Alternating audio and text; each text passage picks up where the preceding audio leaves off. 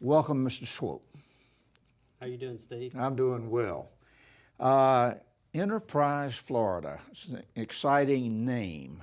What's it all about? Well, first of all, Enterprise Florida is a public-private partnership that was started actually 17 years ago by Governor Lawton Chiles. He saw the success of a public-private partnership in sports, had seen what other states were doing and moving to public-private partnerships, using public functions, moving into the private sector. So Enterprise Florida is a private, not-for-profit corporation that's charged with the responsibility of business development and trade development for the state of Florida. And so for 17 years, we have a board now of about 63 people. It's the chair by Governor Scott. We have the cabinet members are a part of the process. We have House leaders, Senate leaders, and then we have business sector people that are a part of our board. Well, when Governor Scott was a candidate for governor, he kept talking about jobs, jobs, jobs. Everything else, you know, some other things mattered, but not as much as creating jobs. He's continued that in his term as governor, and you're kind of the point person as the CEO of Enterprise Florida. Let me just ask you a really quick, simple question. How's it going? It's going well, and actually it has been from his campaign to today, and tomorrow we'll be talking about jobs, jobs, jobs, because it's important to our state. We want every family in this state that wants a job to have a job. Enterprise Florida, our role is to win on the competitive projects that we have to compete for as a state. And so in the economic development process, when we look at businesses choosing where they want to locate, that is a competitive process. And it's our goal in Enterprise Florida to win is a high percentage of those projects that are considering locations not only in the United States but outside the United States as well that we compete for. And also, as being his Secretary of Commerce, I'll work with him in ways that we can facilitate job growth. Tourism, for example. Trying to reach 100 million visitors in the state of Florida this year. We're well on track to do that. That means jobs, that means income, revenues back to the state. We also work with our ports and trade development, facilitating through our ports and putting money in infrastructure in our ports to better facilitate job growth through trade. And then on the other side is looking for opportunities to improve what I call market-driven growth. How do you make the guy that has a franchise that bought maybe in South Georgia, North Florida, and saying, I'm trying to decide where I'm going to start first. We're just going to go to the place with the least regulation that I can get started up first. Make it easy. Well, let's get down a little bit into the weeds. This is a big world, big country, all kinds of opportunities out there for targets, but it's a competitive environment. Incredibly competitive. I don't have to tell you that. Right.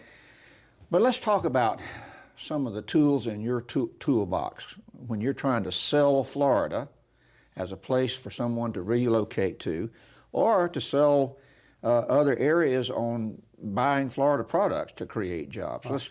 Let's start with that. What are some of the tools in your toolbox to interest people in, let's say, relocating their businesses or starting their businesses in Florida? Selling Florida is no different from selling any other product or business. And so our professional team that sells the state, we always look at what are our competitive strengths and how they stack up against the competitive advantages of another location or a business. So we sell to our strengths. So if you look at the strengths in Florida from an international perspective, I tell people that there is no geographic location any better to do international business than the state of Florida. Then you layer on top of that, I like to think of our Floridians, it's in our DNA to think internationally. It is. You grow up thinking internationally in this state. There are a lot of states that I would say are pretenders in international, but when it really comes down to being competitive, the state of Florida can be competitive because we have grown up with it. We understand it. 15 deep water ports, access through our airports, access through the infrastructure in this state, and it is truly a big competitive advantage. Our workforce is strong. You look at our workforce training systems, the U.S. Chamber of Commerce is rated our training systems as #1 in the country. That is a competitive advantage. And then at the overall cost of doing business in Florida, the Tax Foundation ranked Florida as the 5th best tax environment in the country. If you look at the other 4, they're not in states that we compete with. Well, I know one of the things that you and the governor and other leaders of industry in Florida have done is to go places and to try to sell governments and businesses and so forth on the values of coming to Florida. Talk about some of the trade missions and maybe some of the achievements of those missions. Well, first of all, Governor Scott has been a outward governor in selling this state. It's needed. Again, I go back to how would you treat your business? You would be relentless in your sales, and we're the same way in selling our state.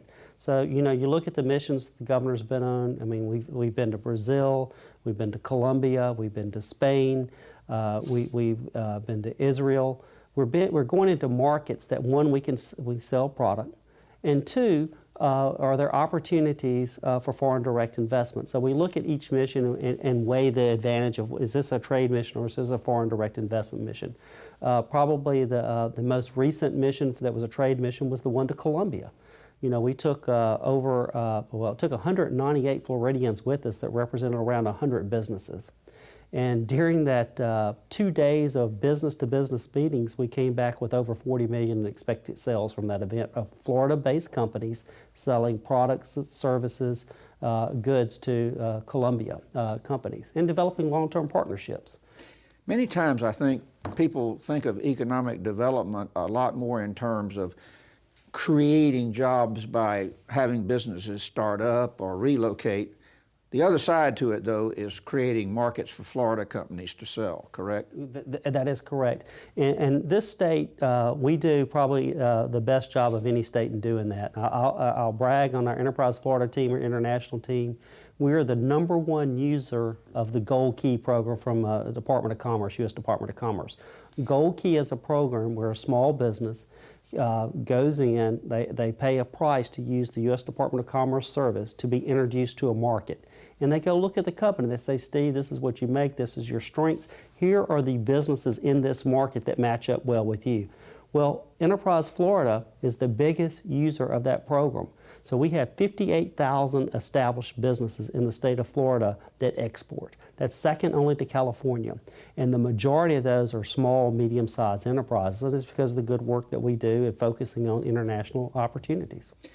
What role do incentives, financial incentives, tax incentives, et cetera, play, in your view, in the thinking of a CEO or whatever, whomever, in a company in coming to Florida?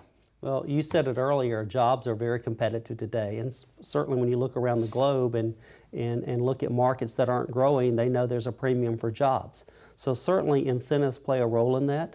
I will tell you that your Florida team, we focus first on what I call a consultative selling process. We sell value. We sell the value of locating in Florida first.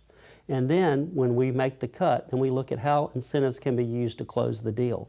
Incentives will never make a bad deal good, but they can make a good deal better to make the choice that Florida is the location for a company to go to. Would you believe that there are cynics and critics out there that say, well, financial incentives and tax incentives really don't make much of a difference in luring businesses to Florida. They consider many, many factors, and this is just giving good taxpayer dollars to already wealthy companies and so forth. What's your response to that? I would love to live in a perfect world that we could compete just straight head-to-head on the advantages here and not have incentives. We all would, but it's not realistic. There are incentives in anything you do. If you go purchase a car, you look at incentives. If you go an appliance, there are incentives that play. Jobs, there are incentives that are in play. And so you look at, first of all, the value of the location. If it meets the kind of what I'm looking for from a tax policy, a business policy, a stable business environment, and then I start looking at my other locations. There are other states that will meet that definition. And then you start making the decision, where would I locate, and then incentives will come into play. I like to point out to folks that, you know, you look at just the utilities that serve the state of Florida and other locations. If they thought there was no value in that, why in the world would they be setting up their own economic development departments to go after a business in their territories? You know, we have utilities here that serve other locations that other than Florida, And I will tell you, they're very interested in what we're doing here so that this state can be competitive and be at the table and compete like a North Carolina or South Carolina or these other states that we compete for jobs. Final question, quickly, we only have about a minute left. Does your organization coordinate, like with the university system or whatever, to try to get information for them to help CEOs know that we have quite a skilled workforce here in Florida? Absolutely. And so the first thing that you do is we try to build a relationship with the CEO, with the company, to understand what's driving it. If the driver is truly a pipeline out of the four-year universities, then we're going to put them in contact with the people that understand that pipeline and the skill sets they need. If it's more technical in nature, we'll use our community colleges. If it's startup training, then Workforce Florida and our teams there. So we try to identify very quickly what are the drivers in that decision maker's mind, and then we'll start selling to it. How important is that usually? Just 15 seconds. How important is that factor of a skilled workforce and specific skill sets to a CEO? Talent pipeline today is becoming more and more critical in decision making.